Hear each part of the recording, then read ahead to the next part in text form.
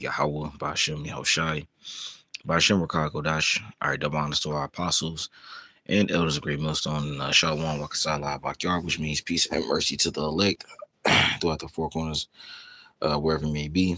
All right, I'm the brother Amar from the branch of GMS Cleveland. Come back at you with another video. Lord willing to be edifying to whomever may be watching. And just want to get into a quick lesson speaking about the title. I believe I put the will of the Lord is what matters. And when you think about everything that happens on earth and beyond, everything is ordained and orchestrated by Yahweh Shem Shai. Everything from the smallest matter to the the larger scale situations that take place on earth. Um, and understanding that will help you get through this thing called life. But I just want to get see, I'm going to get a scripture.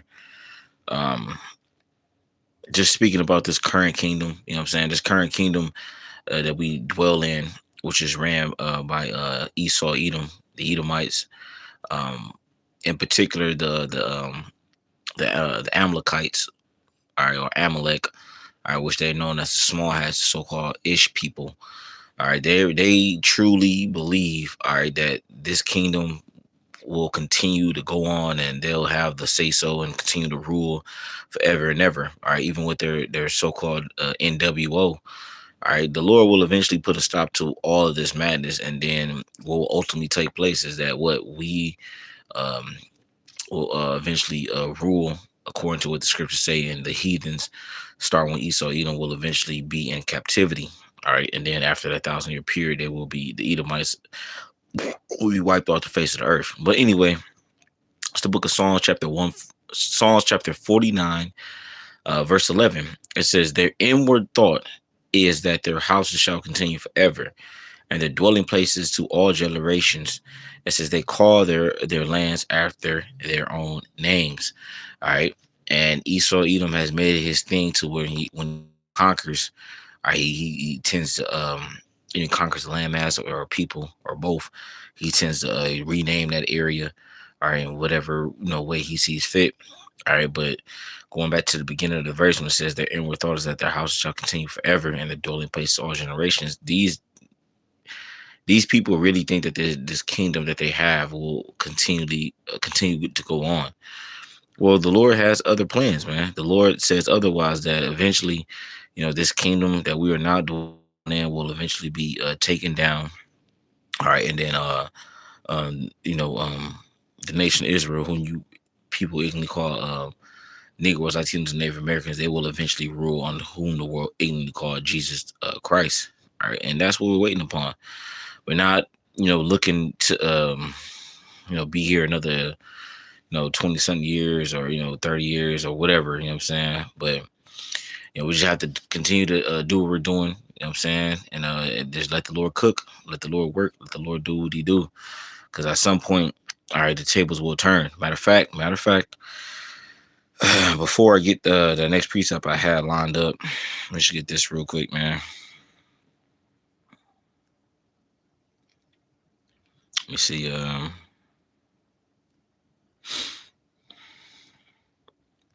I'll just get to the point. This is the book of 2 Ezra chapter 6, and I start from verse 6. It says, then did I consider these things, and they all it says, and they all were made through me and alone, and through none other. By me also they shall be ended, and by none other. Then answered I and said, what shall be the parting asunder of the times, or when shall be the end of the first, and the beginning of it that followeth? It says, and he said unto me, from Abraham unto Isaac, when Jacob and Esau were born, it says of him, Jacob's hand held first the heel of Esau, symbolizing what? Jacob, so the progenitor, the father, if you will, of the so-called Negroes, Latinos, Native Americans who we descend from. All right. And then, his twin brother Esau, all right, whom you so-called white people, you Caucasians, biblically known as Edomites, who you descend from, you will eventually get taken down by the tribes. All right. And then it'll be a reversal of rulership power. It says, for Esau is the end of the world, and Jacob is the beginning of it that followeth, man. So you Edomites, you will eventually get taken down. All right. You will eventually go into captivity as the scriptures prescribes. All right. The prophecy states, man. All right. What I'm reading right now, this will eventually take place. All right. Esau being the end of the world. All right. We are currently in the Edomite rulership. All right. That is currently dwindling and going down.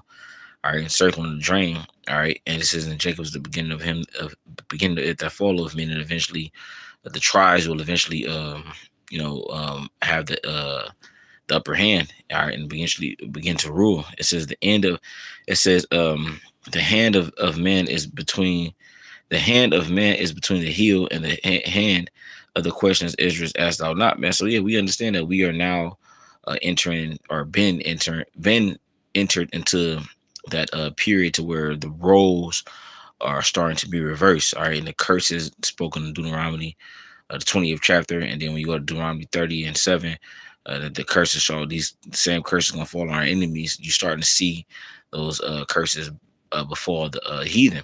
All right. And like I said, it's a good thing, man, because we've been catching hell for this whole time. All right. Meanwhile, these heathens been dwelling in comfort.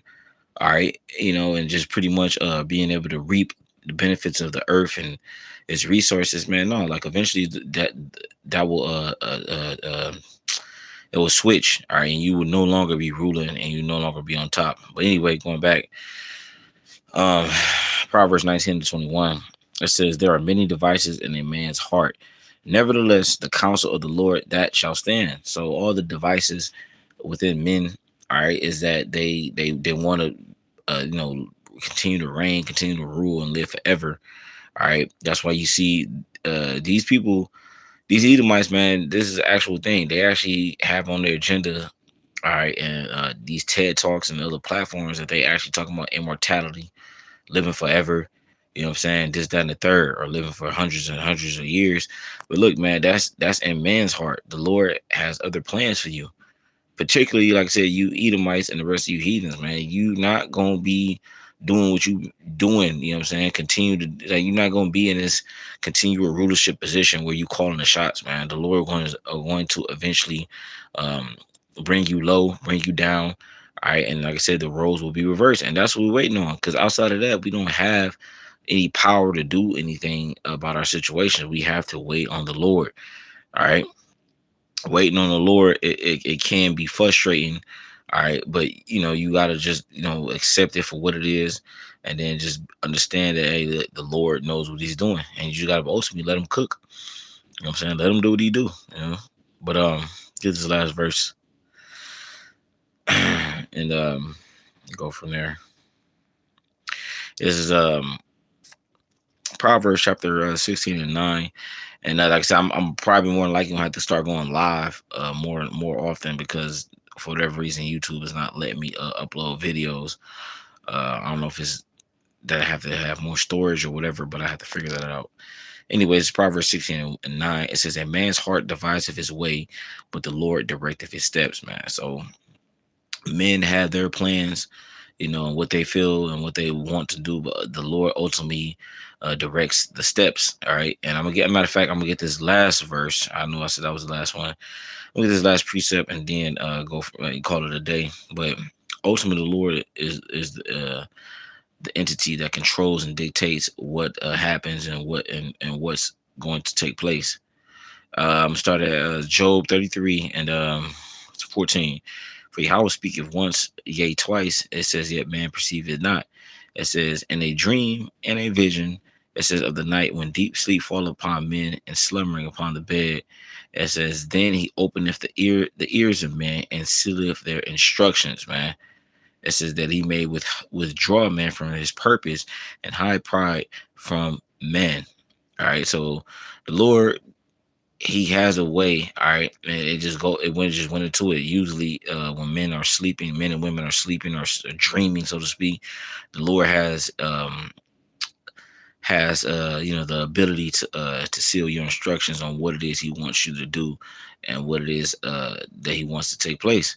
That's why ultimately all things result into the will of the Lord and what He wants done. It don't matter what plans you have or what you think you're gonna do or this and the third. That Lord ultimately has the end all be all say so. All right, you know what I'm saying? So it's just best to just take heed and abide to what His will is, and ultimately you have to find out what His will is, and that is through His men. You know what I'm saying? But we know that ultimately, going back to the first precept, I believe I brought out in that Psalms 49. You know, this place is going to be destroyed. All right, that's nothing that no one can do about it. It's already written. This place is going to be destroyed. You heathens going to go into captivity, and Israel, the nation of Israel, will rule ultimately in the kingdom to come. And like I said, that's thus saith the Lord. It's not my own opinion. That's not some shit I personally feel. You know what I'm saying? That's thus saith the Lord, man. So with that, I'm saying shalom.